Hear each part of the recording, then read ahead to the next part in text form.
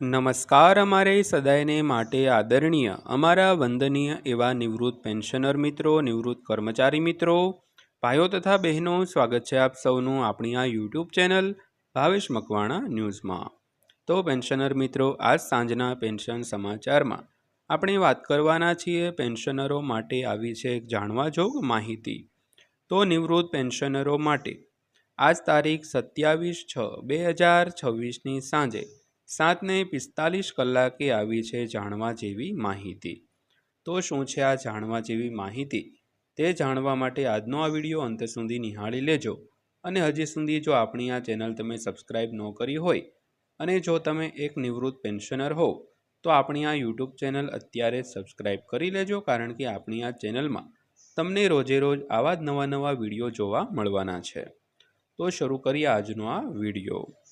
તો 8મા પગાર પંચના અમલીકરણમાં થોડો સમય લાગશે, તેથી કર્મચારીઓને તે પહેલાં પગાર વધારાની ભેટ આપવામાં આવી છે. તો વિગતવાર વાત કરીએ તો કેન્દ્ર સરકાર અને ગુજરાત સરકારના કર્મચારીઓને 8મા પગાર પંચ માટે થોડી વધુ રાહ જોવી પડી શકે છે, પરંતુ તે પહેલાં પણ તેમને પગાર વધારો મળી શકે છે.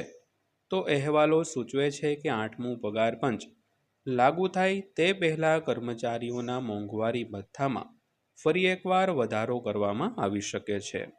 તો હવે જુલાઈ મહિનો નજીક આવી રહ્યો છે અને ફુગાવો હજુ પણ ઊંચો છે.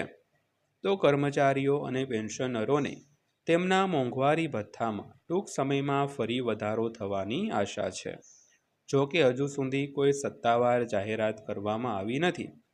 તો નવા ફુગાવાના આંકડાઓને નવા સુધારાની અપેક્ષાઓને વધુ વેગ આપ્યો છે. તો ત્યારબાદ વાત કરીએ તો પગાર વધારાની અપેક્ષાઓ કેમ વધી રહી છે. તો કેન્દ્ર સરકાર વર્ષમાં 2 વાર મોંઘવારી ભથ્થામાં સુધારો કરે છે. તો આ વધારો સામાન્ય રીતે જાન્યુઆરી અને જુલાઈમાં લાગુ કરવામાં આવે છે. તો આ ભથ્થું સરકારી કર્મચારીઓ અને પેન્શનરોને વધતી જતી ફુગાવાનો સામનો કરવામાં મદદ માટે થાય છે દોસ્તો.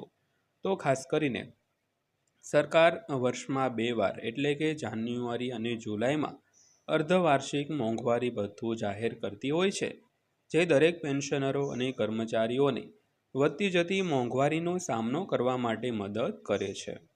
તો અંતિમ મોંઘવારી ભથ્થું દર ઔદ્યોગિક કામદારો માટે ગ્રાહક ભાવ સૂચકાંક આંકના આધારે ગણવામાં આવે છે, જે છૂટક ભાવોમાં ફેરફારને ટ્રેક કરે છે. તો જરૂરી ડેટા ઉપલબ્ધ થયા પછી સરકાર કેબિનેટની મંજૂરી મેળવતા પહેલાં સુધારેલા દરની ગણતરી કરે છે. તો 8મા પગાર પંચની ભલામણો હજુ સુધી લાગુ કરવામાં આવી ન હોવાથી કર્મચારીઓને 7મા પગાર પંચના માળખા હેઠળ મોંઘવારી ભથ્થા એટલે કે ડીએમાં સુધારા મળતા રહેશે. ત્યારબાદ જોઈએ તો તાજેતરના ફુગાવાના આંકડાઓ શું દર્શાવે છે. તો માહિતી અનુસાર મે મહિનામાં એકંદર છૂટક ફુગાવો 3.93% રહ્યો, જે એપ્રિલમાં 3.48% હતો. તો ગ્રામીણ વિસ્તારોમાં ફુગાવો 3.74થી વધીને 4.25 થયો છે. તો જ્યારે શહેરી વિસ્તારોમાં તે 3.16થી વધીને 3.53% થયો છે. તો ખાદ્ય ફુગાવામાં પણ વધારો થયો છે. તો ખાદ્ય ફુગાવામાં પણ વધારો જોવા મળ્યો છે. All India consumer price index મુજબ મે મહિનામાં ખાદ્ય ફુગાવો 4.78% રહ્યો, જે એપ્રિલમાં 4.20% હતો.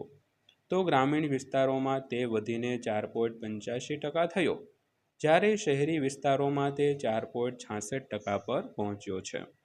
તો એકંદર ફુગાવા અને ખાદ્ય પદાર્થોના ભાવમાં વધારો દર્શાવે છે કે દૈનિક આવશ્યક ચીજવસ્તુઓના ભાવ પર દબાણ યથાવત છે. જો કે મોંઘવારી ભથ્થાની ગણતરી સામાન્ય ગ્રાહક ભાવ સૂચકાંક આંકને બદલે CPI-IW પર આધારિત હોય છે. તો આંકડો સૂચવે છે કે ફુગાવાનો ટ્રેન્ડ ચાલુ છે, જે ડીએમાં વધારાની જાહેરાતની શક્યતાને સમર્થન આપે છે દોસ્તો. તો ત્યારબાદ વાત કરીએ તો કર્મચારીઓ હાલમાં કેટલું ડીએ મેળવી રહ્યા છે. તો કેન્દ્ર સરકારે છેલ્લે એપ્રિલ 2026માં મોંઘવારી ભથ્થું એટલે કે ડીએમાં સુધારો કર્યો હતો, જેમાં 1 જાન્યુઆરી 2026થી 2% વધારો મંજૂર કરવામાં આવ્યો હતો.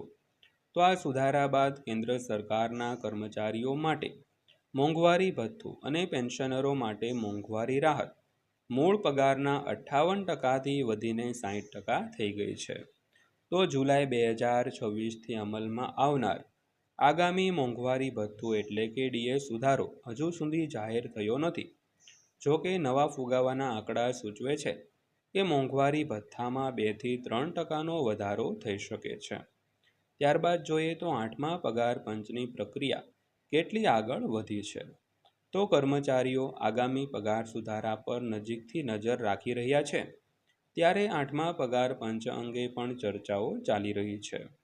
તો કેટલાક મહિનાઓથી કર્મચારી સંગઠનો અને અન્ય જૂથોએ ફુગાવાને અનુરૂપ લઘુત્તમ મૂળભૂત પગારમાં વધારો, મોંઘવારી ભથ્થામાં સુધારો, પગાર માળખામાં સુધારો અને પેન્શન લાભોમાં ફેરફાર સહિત અનેક માંગણીઓ કરી છે. જોકે સરકારે હજુ સુધી નવા પગાર પંચની ભલામણોનો અમલ જે છે તે કર્યો નથી દોસ્તો.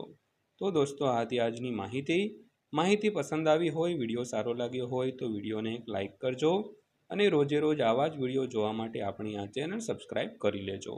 તો ફરીવાર પાછા મળીશું એક નવા વિડીયો સાથે, નવી માહિતી સાથે. ત્યાં સુધી સૌને જય હિન્દ, વંદે માતરમ.